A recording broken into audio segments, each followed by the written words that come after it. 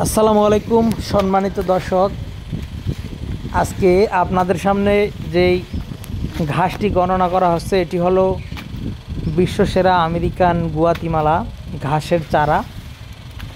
দর্শকবৃন্দ, এই ঘাসগুলো আমরা আমাদের জমি থেকে শিকড় সহ মোতা সহ উঠিয়ে নিয়ে এসেছি এবং পাশে দেখেন কাটিনের জন্য কিছু ঘাসও আমরা এনেছি। এগুলো হলো মূলত কাটিন, এগুলো গোড়া থেকে কেটে নিয়ে এসেছি এবং এগুলো কেটে পিস পিস করে তারপর বস্তাবন্দি করে দিব। আর এদিকে যেগুলো দেখা যাচ্ছে এগুলো হলো গুয়াতিমালা ঘাসের চারা। এগুলো হলো মূলত শিকড় সহ মোতা সহ উঠিয়ে নিয়ে এসেছি। এটি হলো চারা আর ওইটা হলো কাটিন।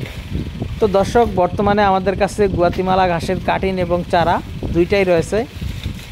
আপনারা চাইলে কাটিন এবং চারা যে কোনো একটি সংগ্রহ করে আপনাদের জমিতে রোপণ করতে পারেন।